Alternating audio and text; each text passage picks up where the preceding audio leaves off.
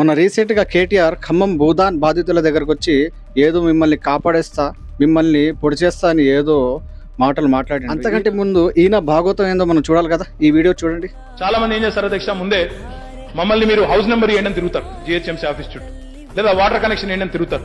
తిరిగిన తర్వాత మరి ఎప్పుడైతే మనం వారికి హౌస్ నెంబర్ ఇస్తామో, ఇవ్వంగానే వెంటనే వారికి చట్టబద్ధత వచ్చే విధంగా మళ్ళీ కోర్టుకెళ్ళి యువనగర్ మున్సిపాలిటీకి నేను ప్రాపర్టీ ట్యాక్స్ కడుతున్నా, హెచ్ఎండబ్ల్యూఎస్ కి నేను వాటర్ ట్యాక్స్ కడుతున్నా, కాబట్టి నాకు ఈ ప్రాపర్టీ నాది అని చెప్పి ప్రాపర్టీ రైట్ కోసం కొట్లాడతారు. ట్యాక్స్ కట్టించుకుంటూనే దానిలో క్లియర్ గా రాస్తున్నాం అధ్యక్ష, చాలా క్లియర్ గా స్పష్టంగా, this does not entitle you to the property.